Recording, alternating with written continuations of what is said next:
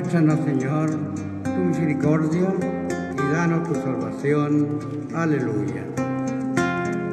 Aleluya, aleluya, aleluya, aleluya, aleluya, aleluya, aleluya, aleluya. El Señor esté con ustedes. Y con tu espíritu. Evangelio de nuestro Señor Jesucristo según San Lucas. Gloria a ti, Señor. Jesús dijo a sus discípulos: habrá señales en el sol, en la luna y en las estrellas. Y en la tierra los pueblos serán presa de la angustia ante el rugido del mar y la violencia de las olas.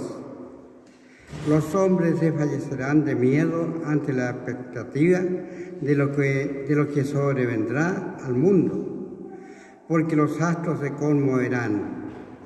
Entonces se verá al Hijo del Hombre venir sobre una nube, lleno de poder y de gloria. Cuando comience a suceder esto, tengan ánimo y levanten la cabeza, porque está por llegarles la liberación. Tengan cuidado de no dejarse aturdir por los excesos, la embriaguez y las preocupaciones de la vida, para que ese día no caiga de improviso sobre ustedes como una trampa, porque sobrevendrá a todos los hombres en toda la tierra. Estén prevenidos y oren incesantemente para quedar a salvo de todo lo que ha de ocurrir. Así podrán comparecer seguros ante el Hijo del Hombre. Palabra del Señor. Gloria y honor a ti, Señor Jesús. En el nombre de Jesucristo se doble toda rodilla, los que están arriba en el cielo, en la tierra y debajo de la tierra, y toda lengua confiese que es el Señor, para gloria del Padre, y toda lengua confiese que es el Señor, para gloria del Padre. Tomen asiento, por favor.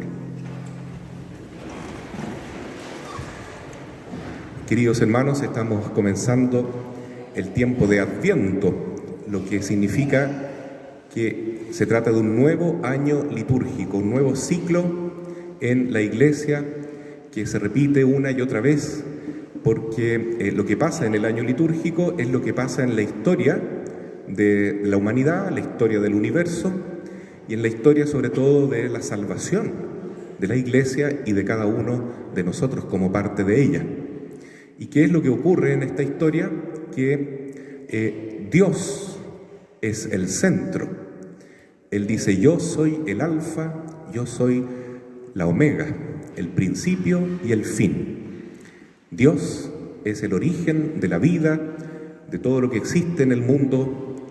Los ángeles, los seres humanos, todos hemos sido creados por Él con un propósito, que es participar de la vida de Dios, que es una vida de amor, una vida de compartir, de comunión, de participación, de felicidad. Lamentablemente, también los seres humanos y los ángeles, que somos criaturas libres, tenemos la oportunidad de decir no al plan de Dios, y eso se llama pecado.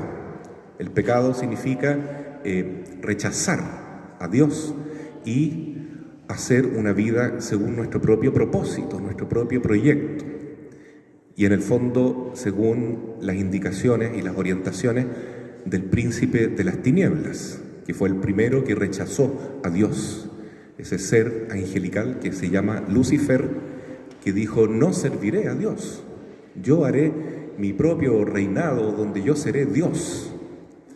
Y muchos ángeles lo siguen, y también lamentablemente muchos seres humanos, y ellos fueron expulsados del paraíso, estos ángeles malignos, y entonces se creó la realidad que llamamos el infierno.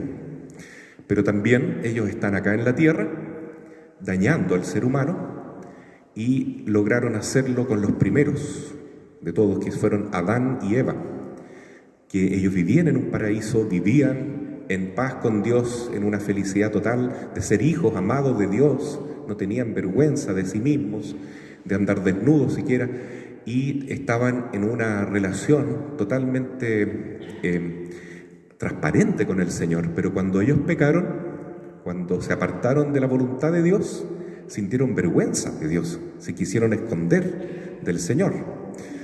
Entonces, eso es lo que pasa con el fin del mundo también. Dice el Señor que finalmente, cuando Él vuelva, algunos sentirán angustia. ¿Por qué sentirán miedo de la venida del Señor? Porque su alma no está tranquila, su conciencia no está en paz. Hay algo que está sucio, está mal.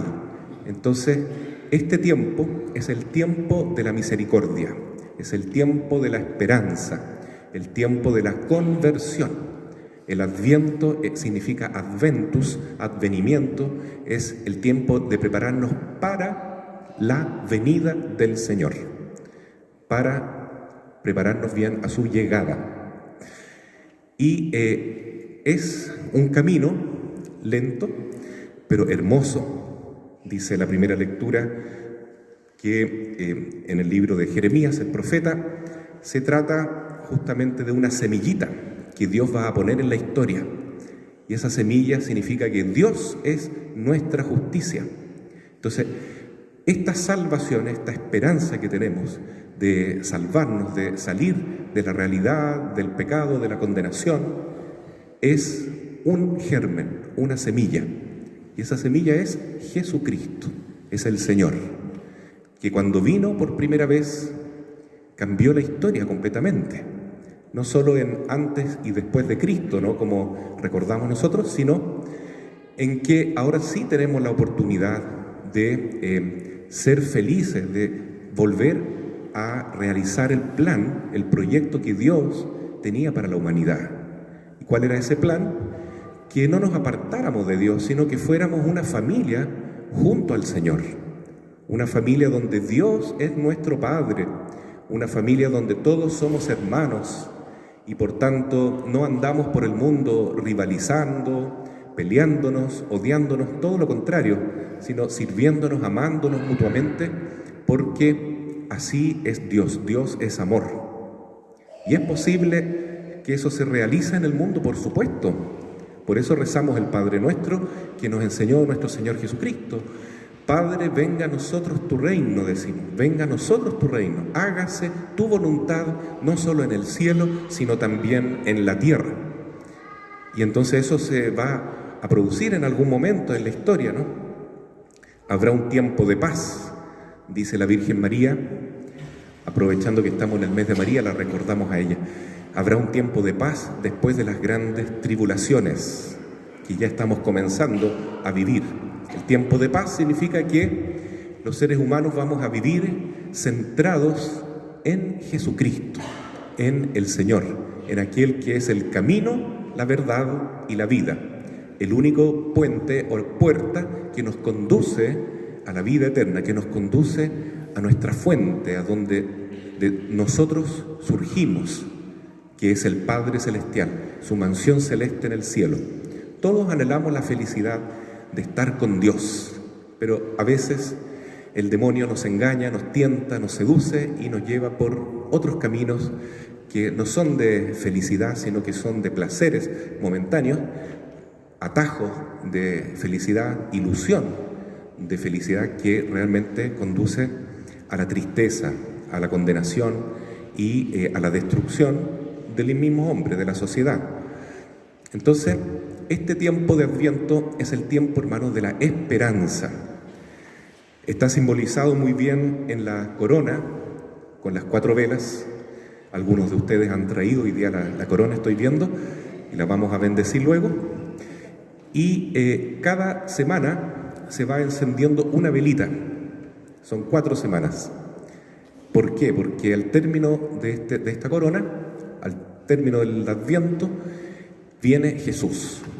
Celebramos el nacimiento de Jesús, la Navidad, que fue la primera venida de Cristo a la tierra, que es la semilla que dice Jeremías, esta semilla que vino a transformar el mundo completamente, esta semilla que nosotros la recibimos en el bautismo y nos va transformando también, nos va transformando en orden a dejar el pecado y a asumir esta nueva vida de hijos de Dios. ¡Qué maravilla más grande! Esto es lo más hermoso que nos puede pasar, que la vida de Dios, la felicidad, el amor de Dios esté en nosotros. Es una semillita primero. Por eso, la semilla de la historia, la semilla de la salvación es Jesucristo, que nació en Belén. Y como dice Jesús, ¿no es cierto?, que la semilla tiene que morir para dar fruto. Esa semilla murió en la cruz, murió crucificado por causa del pecado nuestro. El pecado que comenzó, como dije, en el paraíso, cuando Adán y Eva siguieron la indicación de la serpiente, del demonio, de desobedecer a Dios, rebelarse contra la voluntad de Dios. El pecado que cometió el hijo de Adán y Eva, ¿no? ¿Se acuerdan?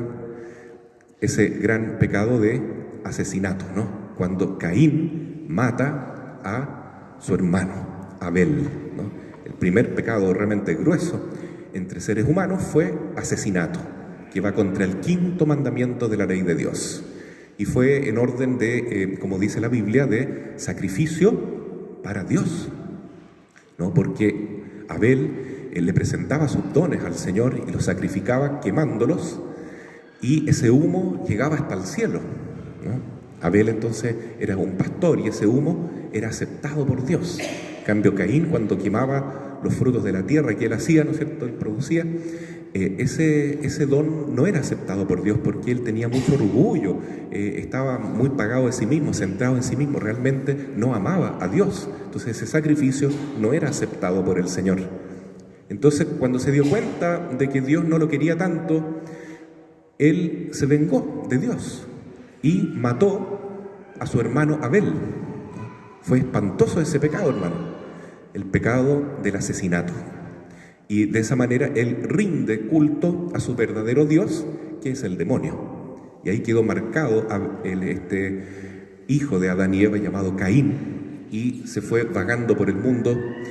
Lamentablemente, todas las personas que aceptan la cultura de la muerte, que es la cultura de Caín, siguen fomentando el pecado que más ofende a Dios, que nosotros matemos a nuestros hermanos, matemos al prójimo. Ese es justamente el deseo que tiene el diablo, que se le rinda culto a él a través de sacrificios humanos, ¿no? Eso ocurría en toda la historia, en todas las culturas, ¿no?, a través de estos cultos paganos, como en México, por ejemplo, en la época de Juan Diego, San Juan Diego, y muchos siglos antes, los aztecas sacrificaban a sus niños, a los jóvenes, para rendirle culto a la serpiente del mal, que se llamaba Tetzacoatl. Y recién con la llegada del cristianismo, especialmente la aparición de la Virgen en Guadalupe, ahí ustedes la ven, a la izquierda de ustedes, con esa aparición, todos nuestros hermanos aztecas que estaban horrorizados, pero tenían que seguir esa religión de terror, cambiaron, se convirtieron y se hicieron cristianos y dejaron de hacer sacrificios humanos. Sin embargo, el demonio se las ha ingeniado para que ese sacrificio se continúe haciendo. Hoy, más que nunca, mueren cientos de miles de niños en el vientre de sus madres por el pecado gravísimo, el crimen horrendo del aborto. No importa cuáles sean las causales, siempre el aborto voluntario provocado es un crimen atroz que ofende a Dios de un modo terrible, terrible, terrible. ¿Y esto por quién está comandado? Bueno, por la ONU, la Organización de las Naciones Unidas, que quiere que haya menos población en el mundo.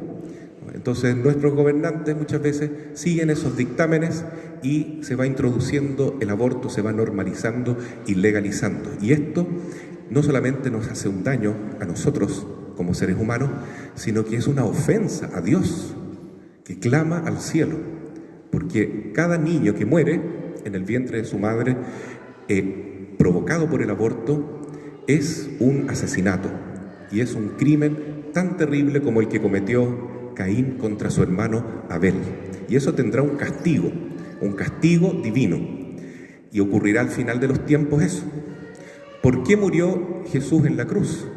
Por el pecado que hemos cometido nosotros, por tanta muerte, tanto crimen, tanto odio, tanta maldad, tanta rabia acumulada, tanto culto que se ha rendido a los demonios a través de estos ritos paganos de sacrificios humanos.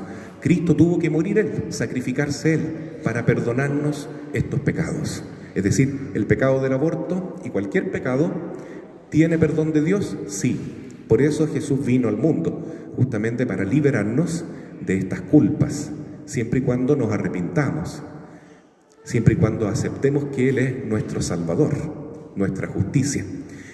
Pero este es el tiempo de la conversión, el tiempo del arrepentimiento, el tiempo de prepararnos. Por eso la primera velita que se enciende en el Adviento significa nuestra lucha denodada, decidida, contra el pecado mortal. El pecado mortal es matar al prójimo. El pecado mortal es ir contra cada uno de los 10 mandamientos de un modo grave, gravísimo y voluntario, consentido, ¿cierto? O sea, consentidamente, voluntariamente, yo quiero pecar porque yo me declaro Dios en ese momento, hago lo que quiero, no me importa la ley de Dios. Entonces hay que luchar contra el pecado mortal. Esa es la primera vela que nosotros encendemos. La segunda velita significa el pecado venial que hay que vencer también, el pecado más leve, que es la relajación. Cuando yo digo soy católico a mi manera, bueno, ¿para qué voy a ser tan fanático? ¿Para qué voy a rezar tanto, por ejemplo? Y entonces hay que luchar contra esa tibieza. ¿Para qué? Para estar preparados, para que cuando el Señor venga nos encuentre listos y dispuestos, como dice Jesús en el Evangelio de hoy, para que podamos comparecer seguros ante el Hijo del Hombre, porque realmente el Señor, como dice aquí, vendrá al final de los tiempos, en el último día, en toda su gloria y majestad. Ya no vendrá humilde, ya no entrará en un burrito como en Jerusalén, ya no morirá en la cruz para salvarnos. Se acabó el tiempo de la gracia, de la misericordia, sino que ese será el tiempo de la justicia. Él vendrá como justo juez. Y entonces, si nosotros estamos preparados, no vamos a tener esa angustia que dice aquí. No vamos a sentir angustia por el mal que tiene que ocurrir en el mundo, fruto de nuestro pecado que acabo de indicar. ¿Por qué va a haber tanto mal en el mundo, ¿no? ¿Por qué dice aquí la luna, las estrellas, el sol? Todo eso se conmoverá. Habrán guerras, habrán inundaciones, habrán pestes. Todo eso lo dijo Jesús, está en la Biblia. Habrán signos apocalípticos, habrá un gran castigo a la humanidad. ¿Por qué? Porque nosotros somos pecadores y porque no nos hemos querido convertir a tiempo. Pero todavía estamos en el tiempo de la misericordia. Y hoy nosotros podemos cambiar el rumbo de la historia si le hacemos caso a Jesús. Él nos dice, estén listos, dispuestos, preparados para la venida del Señor. Lo dice San Pablo en la carta a los tesalonicenses, que Él fortalezca sus corazones en la santidad y los haga irreprochables ante Dios, nuestro Padre, el día de la venida de su Hijo Jesucristo. Por eso, la tercera velita significa la alegría de la santidad, ¿no? Es esa vela rosada que significa el gozo, la alegría de ya vivir en el Espíritu Santo. Hemos vencido el pecado mortal, por eso este es un tiempo de acudir al confesionario, pedir al sacerdote, quiero confesarme, necesito pedir perdón de mis pecados para estar en la gracia de Dios. La segunda velita, el pecado venial, dejar la tibieza, dejar esa comodidad de estar todo el día pegado en el celular, en el computador, en las teleseries, y dedicar más tiempo a la oración. Con oración vamos a poder vencer nuestra mediocridad, nuestra tibieza en vivir la fe. Y como dice San Pablo a los tesalonicenses, podremos fortalecer nuestros corazones con la santidad. Jesús lo dice de otra manera, dice: tengan cuidado de no dejarse aturdir por los excesos, la embriaguez y las preocupaciones de la vida. Entonces, eso es la tercera velita. Y la segunda velita significa decir no a la embriaguez, no andar borracho por ahí. No solamente borracho con vino, con pisco, con whisky, sino que con droga también, sino emborrachado, como ya mencioné, con el celular, con lo que está pasando en el WhatsApp, en el Facebook, en el Instagram. Hay gente que vive centrado en la pantalla de su computador o de su celular y no tiene tiempo para la oración. ¿Cuándo rezamos? ¿Cuándo nos encontramos con el Señor? ¿Cuándo queremos escuchar a Dios? Nunca, no porque no amemos a Dios, sino que no tenemos tiempo, decimos. Se nos va el tiempo como el agua entre los dedos. ¿Y por qué? Porque no le damos importancia a las cosas de Dios. Y esa es la tercera velita que hay que encender. Preocuparnos de Dios sobre todas las cosas. Jesús dice entonces: oren incesantemente, estén prevenidos, ¿cierto? Estemos alertas, atentos. No dejemos que el demonio venga, nos tiente de cualquier manera y se lleve la gracia de Dios, nos arrebate el Espíritu Santo que tenemos cuando vivimos de acuerdo a la ley de Dios y en espíritu de oración. La oración, queridos hermanos, tiene que ser constante.